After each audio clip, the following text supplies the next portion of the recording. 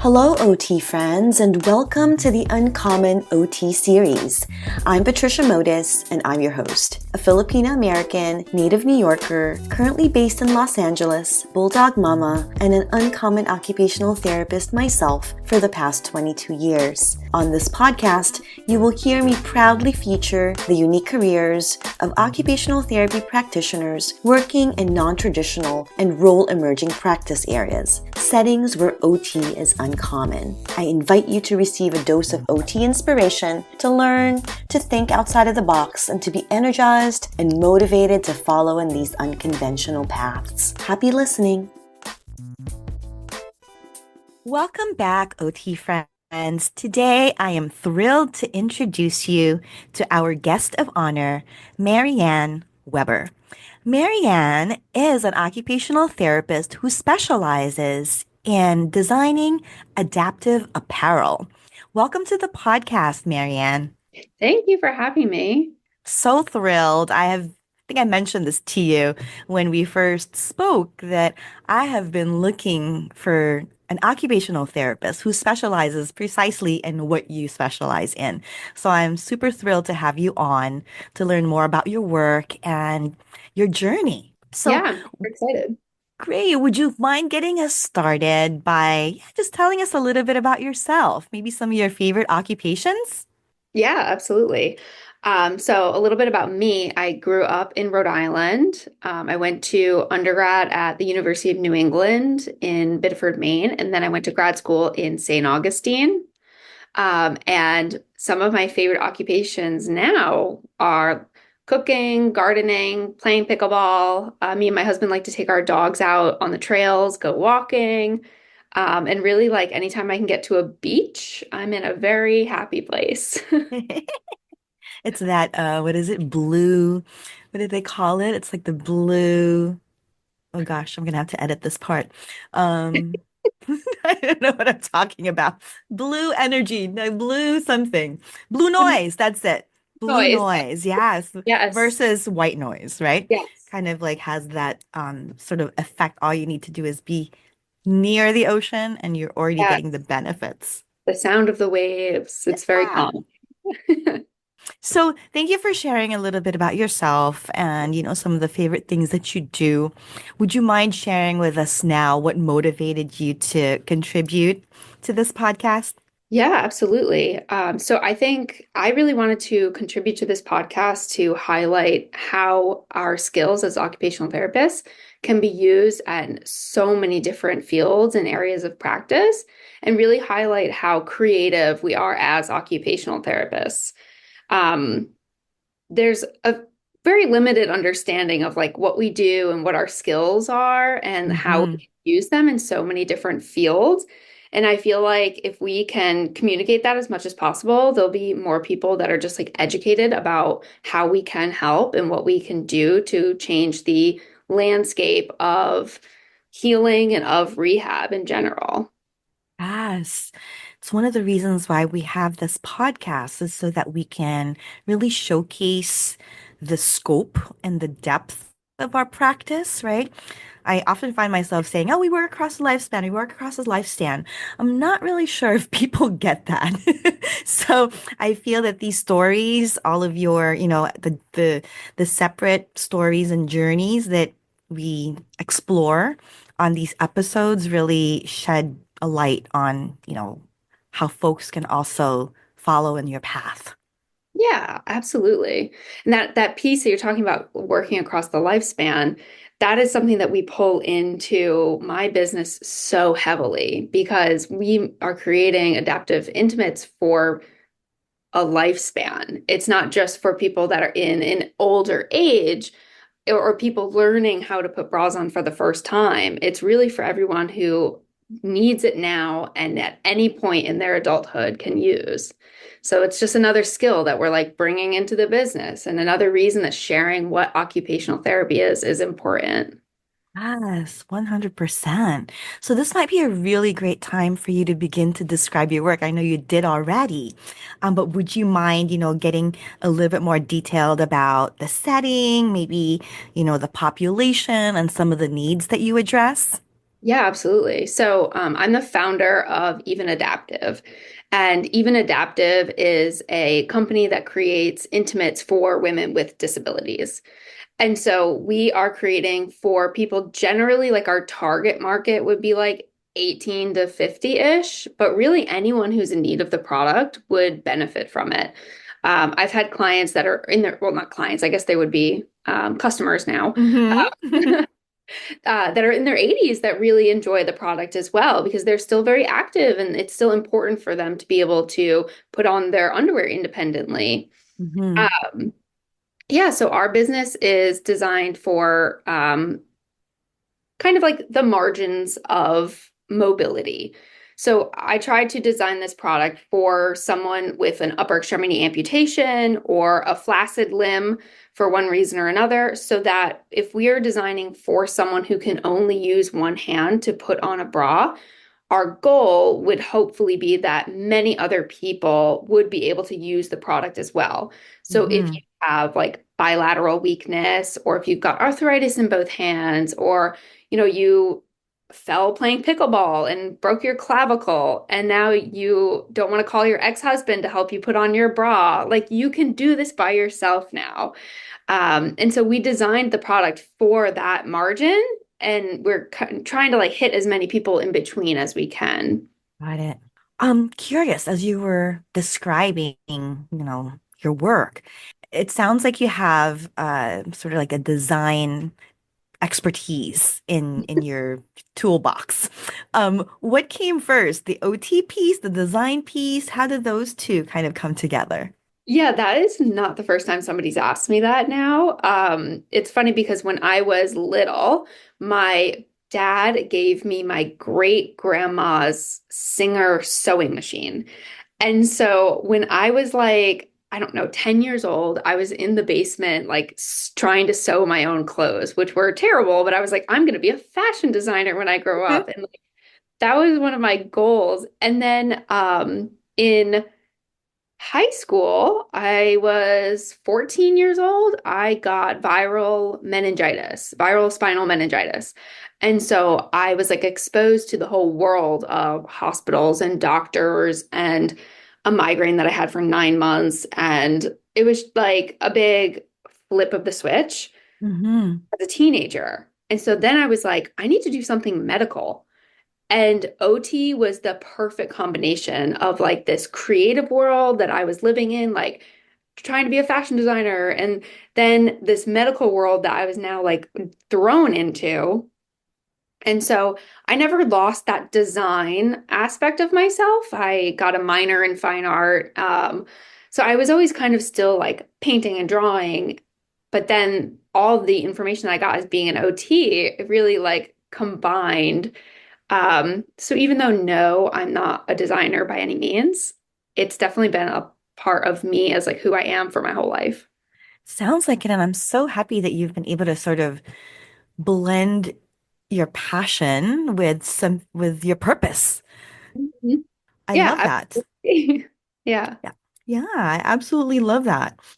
How did you learn about OT? Or did you know about OT and then you decided, okay, this would be a really great, sort of healthcare related field that I can blend in with my design perspective? Or did you work with an OT at the hospital? Well, actually, I found out about OT because many guidance counselors told me I was too dumb to be a nurse. So Terrible. I was, because of my time being sick, I had a really bad GPA in high school. Oh. So when I'm applying for colleges, everyone was like, you probably will not get into a nursing program. So you need to find out a backup plan. And I was like, well, I still really want to be like in direct patient care. And if they're telling me I'm too, my GPA is too bad for nursing, then my GPA is too bad to be a doctor. So what can I do? So then that's how I like learned. I already knew about physical therapy a little bit. So I was kind of like looking in the realm of like, what do physical therapists do? What does an art therapist do? And then Hmm. OT popped into those searches. And my mom, who's an artist, was like, she could see the vision. She was like, this is what you should pursue. So I Ah. actually had been on the OT track ever since I was like 18. I went to undergrad for occupational science, actually. Hmm. Yeah, so I've been kind of like on that road ever since I was 18. Oh, I love that. Thanks for sharing that story. It's always curious to see, how folks kind of end up where they are and the Yeah. path that they took to get there. So thanks for sharing that. Funny enough, I also was trying to explore nursing, but because nursing schools were just fully registered for, and there were typically waiting lists for nursing Mhm. schools like throughout New York. I began to look into alternatives, and I was like, okay, what else is there? What else can I be? And that's how I stumbled into occupational therapy. Yeah, So had it been that that nursing program had some kind of opening, then maybe I never would have been an OT. So I'm really glad that it turned out this way instead. absolutely. Yeah, they're very competitive for good reason, but Yes. yeah. So anything else about your uncommon OT work that you want to share? Yeah, I think I would love to talk about like my skills as an occupational therapist really inform like the things I do on a daily basis a Your little. lens, your OT Yeah, lens, my right? OT. Okay. Okay. We can delve into that. We'll definitely delve into that in a little bit once we start talking about, kind of like what a typical day might look like for you. Um, can you, I know you mentioned this a little bit already too, but was there anything else that inspired you or drew you to this type of OT work? The like the work I'm in now. Yeah. Yeah. Yeah, so my story about how I got going with even adaptive like goes all the way back to 2018. I was in graduate school and I was feeling a little bit of like blurriness on my left eye. And it kind of felt like when you're wearing glasses and someone takes their greasy fingers and like touches it and you're like, oh my God, that's so dirty. Uh, Mm-hmm. so I went to the eye doctor thinking it's finally time for me to get glasses. And I was like, I am gonna look cute in my glasses. And I was kind of excited, honestly. And then when I got to the eye doctor, he was like, you should probably have an MRI because we did all the tests and it was like your vision was fine. So I had an MRI and then I read the results before the doctor even called me because I was like last week of grad school. I was like, I can read this and understand it. And it turns out that I had MS. And so I had three lesions in my brain, and my optic nerve was inflamed, optic neuritis. Wow. And so at that time, I was thinking, like, my life is going to be very unpredictable now. I'm my last week in grad school, it's finals week. I have to go through this diagnostic process, and I don't know how severe the disease is going to be because you can't classify it into one of its four categories until you've Mm-hmm. been living with it for a while to see how things are progressing. You So also were at a very young age. yes, I was 25 when this Mm-hmm. happened. And so I also, that factored into my anxiety. I was thinking that I'm so young for this, Mm-hmm. that it means it's going to progress faster, which was just a intrusive thought, which is not Yeah. true. It was Yeah. just the anxiety. Um, but so I was pretty down in the dumps about all of that and the unpredictableness of MS. And so I went to some therapy. My family flew in, helped me through all of it. And then I started working in inpatient acute neurology at Johns Hopkins, which is like a pretty intense place to have your first job. Mm-hmm. And I learned a lot. I saw a ton of different diagnoses. We worked a lot with traumatic brain injury and stroke patients. And through my work, I saw women coming into the hospital every day that were in the same place that I was, like Yeah. learning that they have this new diagnosis and then not knowing what it's going to look like in the future and then also having their typical like use of their body taken from them. Mm-hmm. And as their occupational therapists, we are there to help them relearn how to do those things, like get dressed and go to the bathroom. And the bra was something that not only did we not have a solution for it as OTs, but I also noticed how impactful it was when someone could not put their underwear on for themselves. They would Mm-hmm. decide that that was not going to matter. They're not going to wear a bra. They're not going to go out of their home. They're not going to Mm-hmm. engage with their partners intimately. They're not going to engage with themselves intimately. And it was this huge barrier that went up around achieving all of their other goals. Mm-hmm. And so I was looking at myself saying, if my disease progresses and I'm not able to put on my own bra and underwear as a single, at this point, 27-year-old woman, Mm-hmm.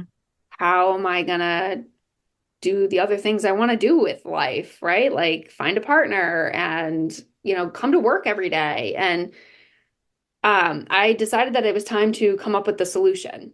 So, not only for selfish reasons, but also for all these other patients that needed just like a simple thing that was going to solve their problem today while they worked on their rehab for tomorrow. Yeah.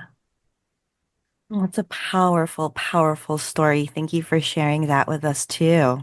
Your lived experience, right? Like that's huge as a motivator and as an inspiration. And you found this gap, this big need.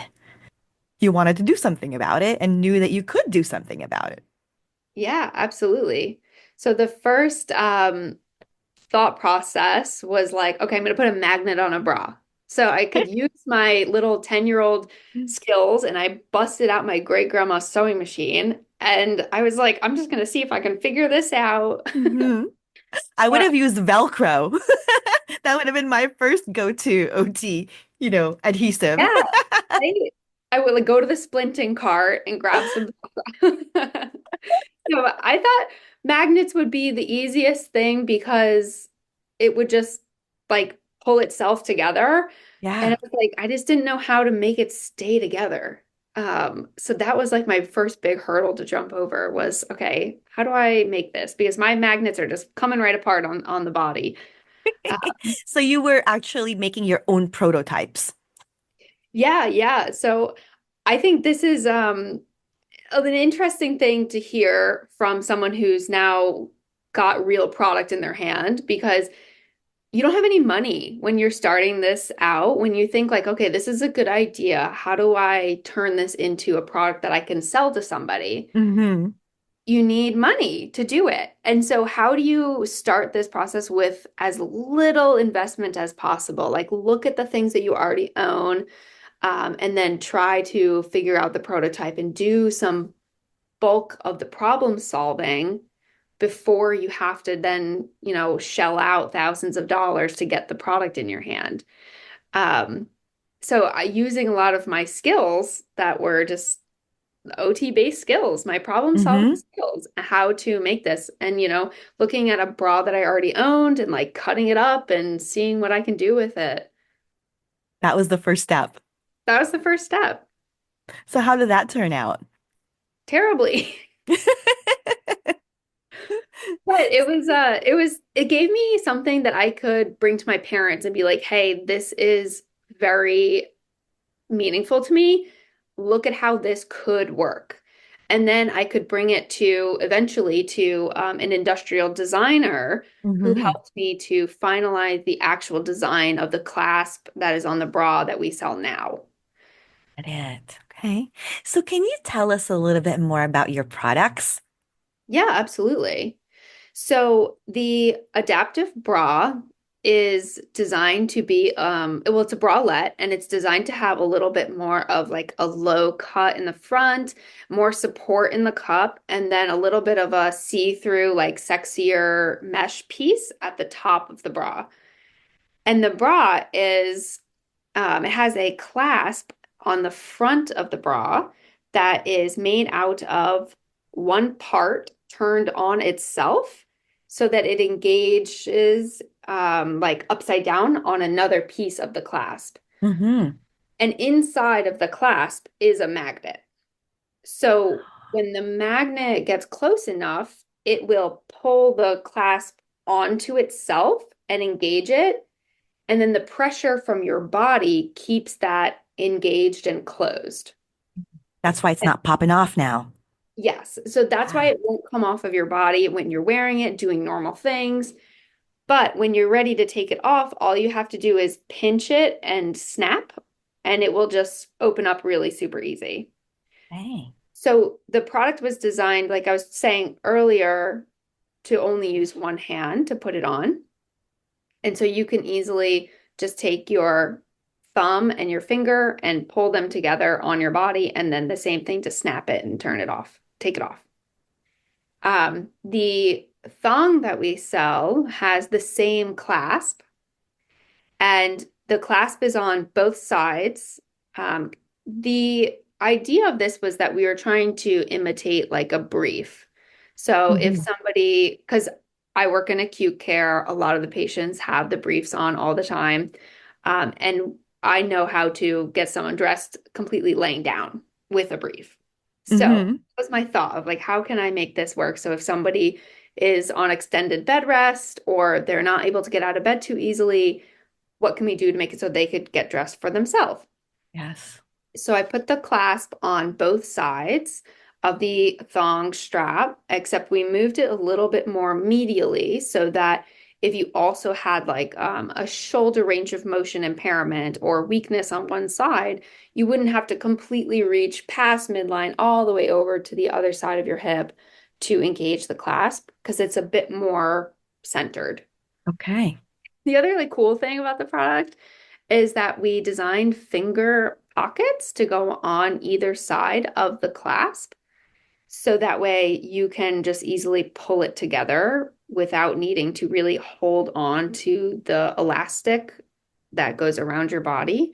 Because you can just put your finger in the pocket and like push it and it will Hmm. move it into place. Amazing. Okay, so you have the bralette, and then the thong.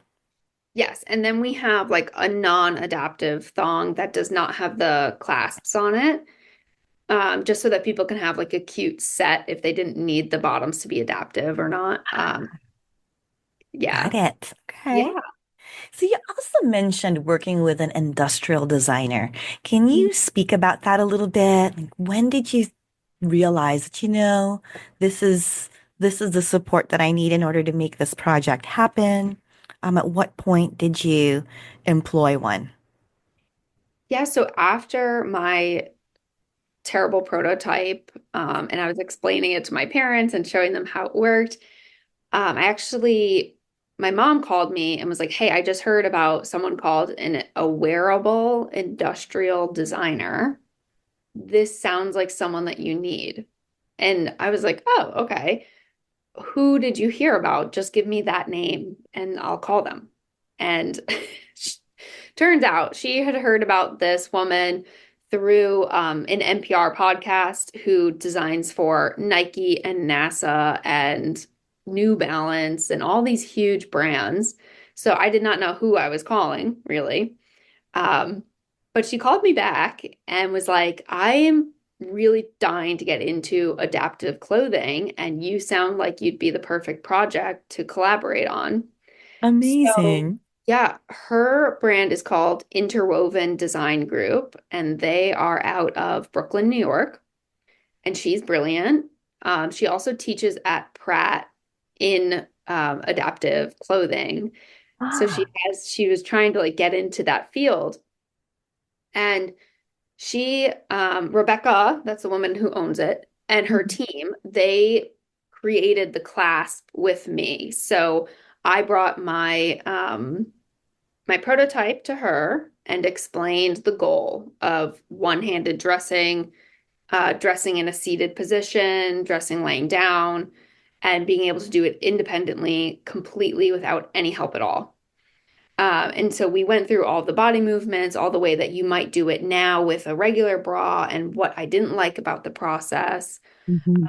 and using this is where I'm using all of my OT skills to compile how the body works, how we move, what certain precautions might look like if you had a spine surgery or a hip surgery, some movements you wouldn't be able to do for a short period of time where an Mm-hmm. adaptive bra might be really useful. And she digested all this information, and then we started to design what the clasp would look like. So she was really integral in designing the clasp and how it was going to interact on the body. And then we would meet up like once a month and go over everything that she did, and I would tweak it. I would change like something that, wasn't going to work this way or that way. And then we started thinking about how not only are we going to have a functional product, but how are we going to make it sexy and fun and supportive and fit like a bra and make it something that you actually just want to wear? Uh, Mm-hmm.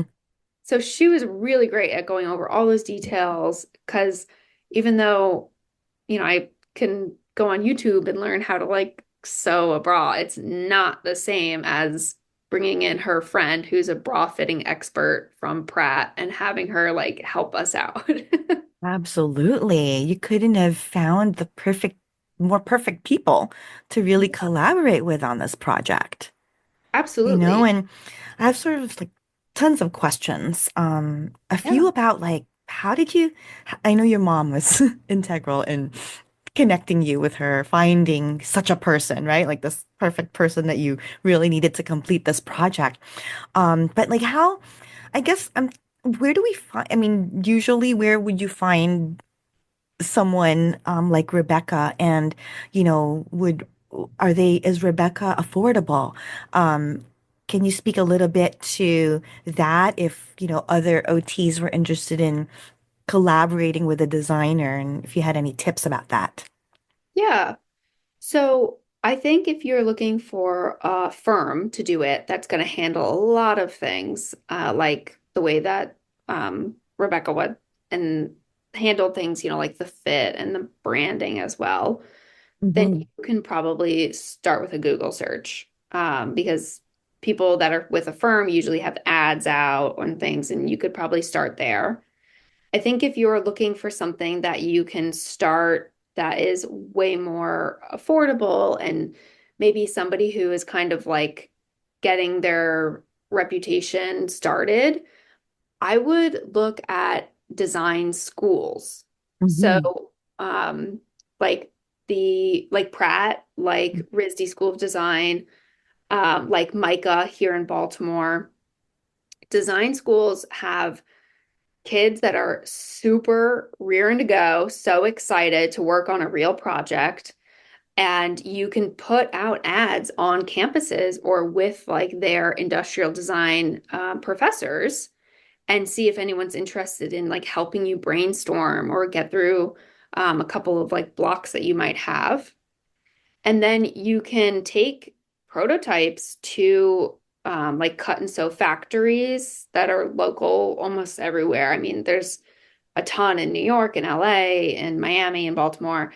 And you can just say, like, this is my prototype. Can I talk to your pattern maker? Hmm. And then they can turn that into a pattern for you for a lower cost than if you were working with the designer to get a pattern and then bringing it to the factory and adjusting that pattern and sizing it up and down. So there's a few routes that you can take. It just depends really on your budget and how much you're willing to take on yourself versus like delegating to somebody else. Yes. Excellent. Thanks for those details. So you're talking, I'm just thinking here that, your OT lens really made you a good fit for, this project. The thoughtfulness and not just the functionality, right? But also the feeling that you have when you're wearing the garment and just all of the little nuances that were basically focused on in the design process. I feel like that was only possible because there was an OT brain behind it all. What do you think? Absolutely. There was a moment in grad school where maybe it was day one of grad school, and the professor said, as OTs, we look at a patient as a full person. So when you're gathering their occupational profile, you're thinking about not only how they're getting dressed, but all these other aspects of them. Like, why do they want to wear this Why are they, needing to do A, B, and C? Hmm. What's their real goal behind being able to do A, B, and C? And so when I'm designing the product, I'm trying to think of my ideal customer in the mindset of that occupational profile. So I'm really trying to think that this ideal woman who's wearing the product might, have a chronic illness or disability, but this doesn't define them that they're, still want to walk their dog. So they need to be able to put their bra on so that they can get out and walk their dog and have enough support so that if the dog is a little rambunctious or sees a squirrel, that their bra is not going to like bust open on them. Yes. So we're really trying to design products to think about women as they live their lives and not just like something that's just going to be functional. Yeah. I totally hear the person, environment, context, Mhm. in all of that you're saying. This might be a great time for me to have you describe for us like what a typical session or a day might look like for you. Yeah. So because my work as the founder of Even Adaptive is working for myself, my typical day usually involves me paying attention to my occupations first. And so a lot of like my morning routine would be get a cup of coffee, say hi to my dogs, and then go out to my garden where I find a lot of peace and I will like enjoy some time there and center myself and make sure that my mental health is in check before I go back upstairs to my home office where I have to deal with like the basic stuff of running a business, customer service things, reaching out to our ambassadors, reaching out to anybody who's talking about like collaborating or anything like that. And then I usually will go into the social media promotions and what we're going to plan for the next. And then a lot of packaging orders and sending them out. So my day-to-day life is pretty much like just the day-to-day of a founder. Um, but I also still work in acute care at now a small community level hospital around like 20 hours a week. So some days I'm just PRN. So some days Mhm. I'll go in and work for like 6 hours or so, and then come home and do all of those things that I had mentioned before. Nice that you're able to juggle both, right? And you mentioned to me how you really like being able to maintain the 20-hour or the part-time per diem work because it helps you stay connected with patients. Yeah, absolutely. I could definitely see myself getting a little bit disconnected from what patients really need or what their goals are if I wasn't doing that. And it's also fun for me to use that skill set as often as I can. I enjoy like meeting people every day and like seeing how people live and what they do and learning things from them. So that's like pretty enjoyable for me, actually. So can we switch gears a little bit and talk about some recent highs or successes and maybe even some challenges that you've had in your current role? Yeah, so some recent successes. There's been a couple. We got in our new order from a new manufacturer. So our product is looking like very clean and beautiful and nice.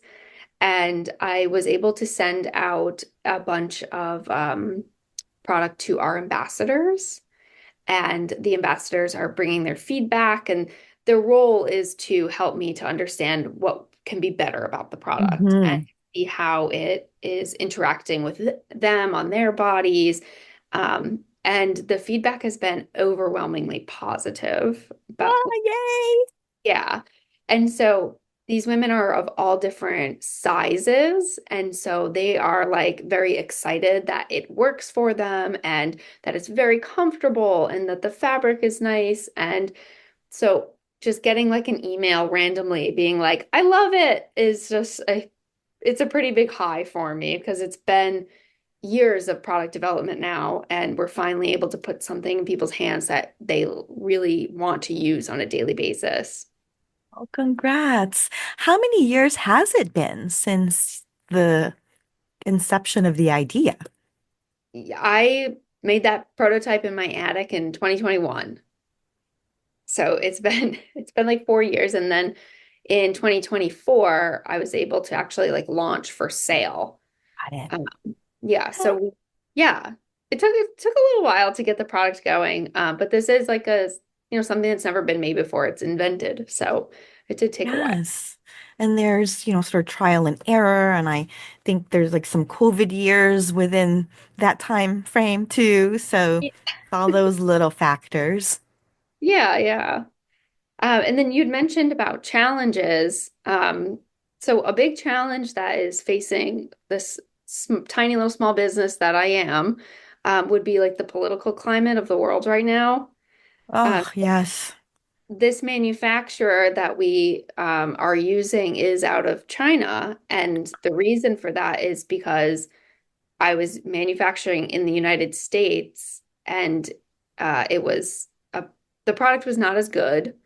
And it was also extremely expensive to produce at $55 a bra. So we were able to take 9 months essentially of not being able to sell anything and move production to China to get a higher quality product. And then 3 weeks after the new tariffs went into place is when my order was ready. So that was a bit of a challenge, but we got past it. Gosh. But 9 months, there's been a little bit of a pause, you said. So Yeah. that also factors into the 4 year sort of grand total of it all. So are these the tariffs that are affecting your business? Yeah, yeah. The tariffs, it was like a surprise $10,000 that I had to pay to get the product out of the port. Oh Whereas my goodness. before it would have been like around $3,000. Like that was the predicted import tariff when I decided to move everything out of the United States. So it's just something that we have to deal with. It's just a challenge. Yeah. Um, So does it make it I guess sort of even, or I'm not sure if this is it still cost effective for you to send to have it manufactured in China versus the US, even with the tariffs? yes, it's still cheaper. Still, okay. Tariffs, yeah. And after that happened and the whole United States was saying like everything is going to go up in cost, I was able to like reevaluate our cost structure. And now that we are able to produce outside the United States, I was actually able to, even with the new tariff, drop the bra price from $69 a bra to $44 a bra. How were So you able to do that? just because the production cost in China is so much lower and the product is so much nicer that I could still drop it and allow more accessibility to people to have our product at a low Yeah. cost. And this is something that is like a huge barrier to adaptive clothing and adaptive intimates because there's not that much on the market. There's not many options. And people don't always have like $70 to pay on a bra that might or might not work for them. Hmm. So when I think about aspects of this company, I need all of it to try to be as accessible as possible. So being able to reduce the price allows for that accessibility piece, and then hopefully more people can get what they need. Yeah, can have it in their hands. So again, spoken like a true OT, right? Looking at all the angles. And I mean, if you ask me, $44 per adaptive bra is an amazing price. Typical regular bras they cost about that much. So yours are specialized bras Mhm. that are designed in a, very specific way. So I'm really impressed by how you're able to keep your pricing Yeah. really low. And right now Um, I have no overhead. So it's just me doing most of this work. So I can keep it low, work a PRN job. I'm okay. it's your passion work. Yeah. Wow. Okay. I love it. I absolutely love it. The accessibility piece is also really important to you, that people have access to your product so that their lives can be the quality of their lives can be better, right? Or can be improved. Absolutely. And as we're talking a little bit about like pricing, is there anything else about money matters that you'd like to share? I know you talked about having the PRN job kind of keep you afloat at this time. Have you considered, I don't know, GoFundMe or some kind of loans, or I'm not sure what advice you have for our listeners centered around money matters if they were interested in kind of producing their own products. Yeah. So this is definitely a big question for any entrepreneur out there. So any field that you're going into, money is going to be this big barrier. So Hmm. if you're able to self-fund and maintain 100% of ownership of your company, it will pay off in the long run. But it is extremely difficult to do that. Um, so if you're looking for some type of startup funding, I think GoFundMe is a good platform to like launch a Hmm. little campaign on and then send it to your friends and family and just see who's, out there wanting to support you. Um, there's a lot of crowdfunding websites, and there's also a lot of information on like YouTube that will teach you how to create a good crowdfunding campaign so that your campaign actually gets promoted and sent through with their email campaigns and so that you can really make the most out of it. There's also some Hmm. companies that you can pay a small fee to that will create the campaign for you, and that's all they do. So they really know how to target it. So if you're thinking that you might need like $20,000 to create this product, you might be able to save like 3,000, pay it to this the people that can create the crowdsourcing and crowdfunding campaign for you, and then hopefully raise that money in between. If you're looking for big money, where you're thinking, okay, I need like an angel investor, or I need someone to come in and, drop 200,000 for this product development that I know is going to be huge and it's the best idea. You have to do all of your market research and create really tight financial plans. And then you also have to really start putting yourself and your ideas out there. Hmm. Like angels and people that are with venture capitalist firms and family offices, when you can't prove that your product is going to sell, and a lot of them want to see like, $500,000 in sales before they talk to you. If you're at the stage where you are pre-seed and you don't even have a product in hand yet, they're buying you. They're buying your story. They're Got it. buying your ideas, and really like they need to believe in you as the founder because they Hmm. can't believe that the money's going to talk yet. Ah. So I found it really helpful to take a couple of like classes that were kind of related to like public speaking, and then start putting my story like on TikTok, on my website, on Instagram, because that stigma and like this unconscious bias around having chronic illness still was limiting me. I didn't want Hmm. to tell anybody that I had MS until like, I don't know, 2 years ago. So basically 5 years of having the diagnosis, the only people that knew were my closest friends and family.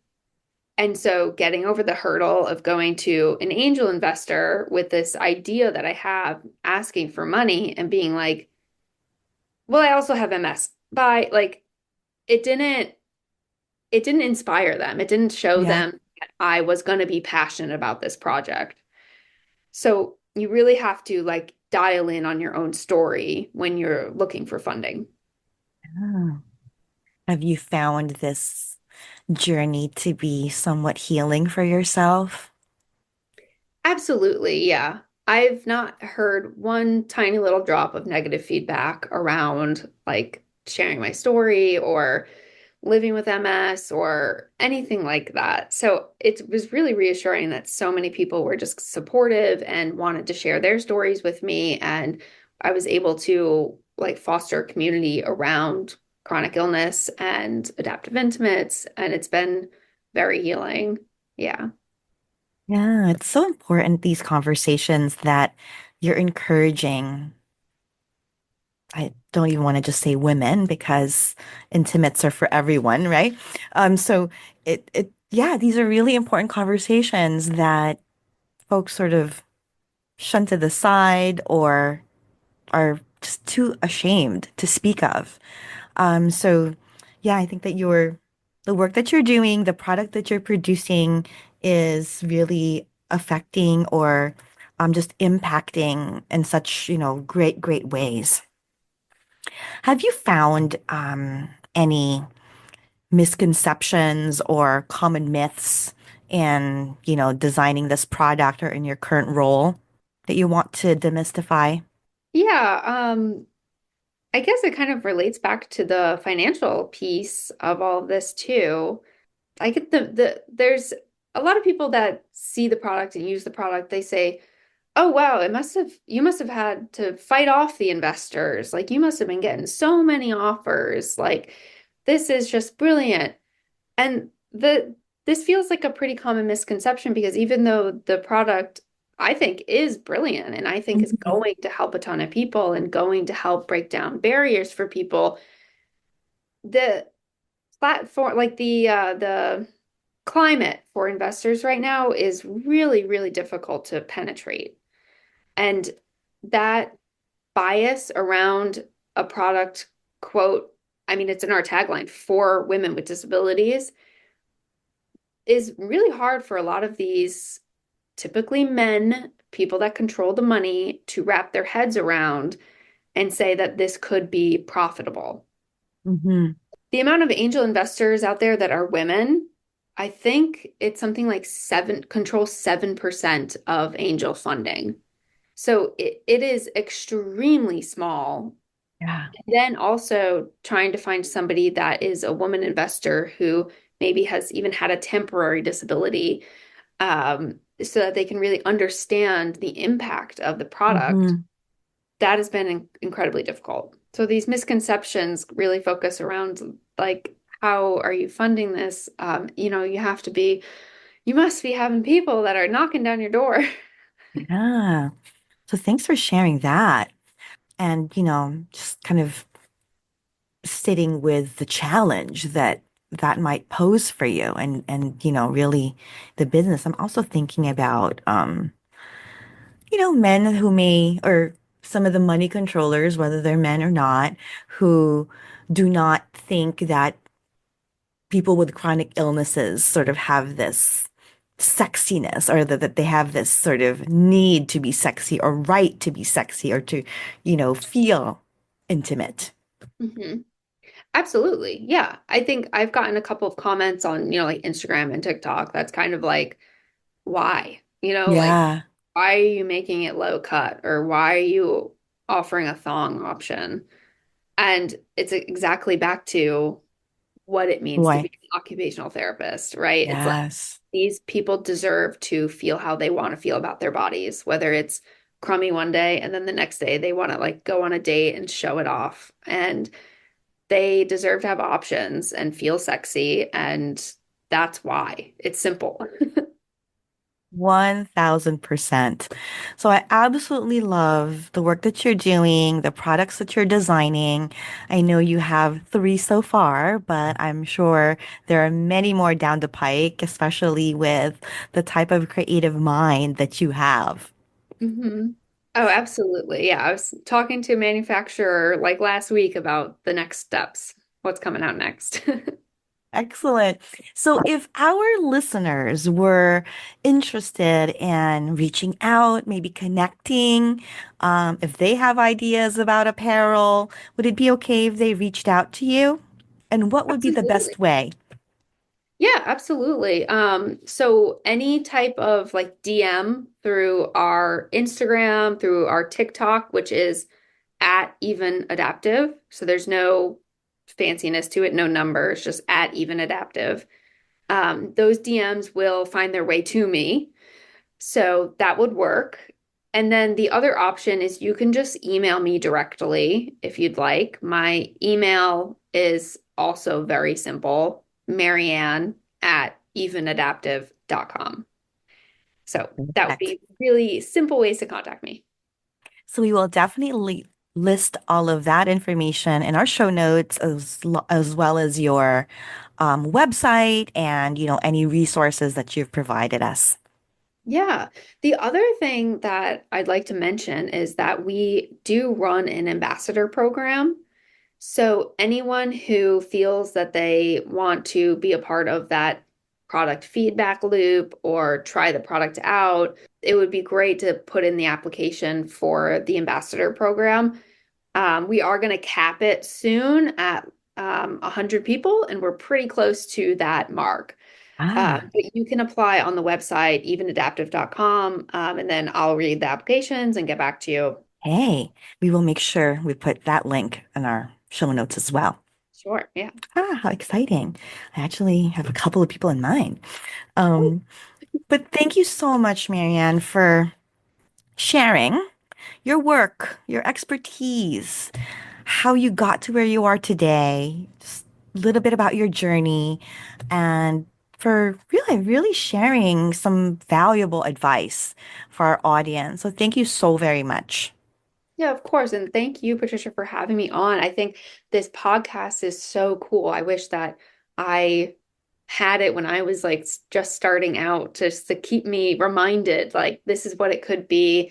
This is a career that has so many options. And I think it's really great what you do. Oh, thank you so much for that. You are going to be inspiring so many. That's one of the reasons why I started this podcast is because I also didn't have this type of community. First got out of OT school and didn't really see the possibilities and the options that we have, right? So here we are. So I'm Ooh, super proud to say that we currently have 95 different ways of being an occupational therapist or 95 different ways of wearing the OT lens. that's awesome. Congratulations. Every episode, I think to myself, oh my God, we're so cool. Or this is another area that I'd love to really get into. Yeah, So, yeah, so again, thank you so much for sharing your work. yeah, of course. And that wraps up another inspiring episode of the Uncommon OT series. Connect with me at www.transitionsot.com. And don't forget to sign up to be part of the Transitions OT community. By doing so, you'll receive my latest compiled list of uncommon OT practice settings, the latest news on mentoring offerings, uncommon OT live events, non-traditional OT resources, and more. You may also follow me on my social media pages on Instagram and LinkedIn. And if you love this episode, head on over to Spotify, Stitcher, Apple, and Google Podcasts to follow, rate, and leave a review. I also ask you to consider pledging your support to my Passion Podcast project by being a patron on Patreon. It is very much appreciated. Sending big OT love. Thank you so much for listening. Until next time.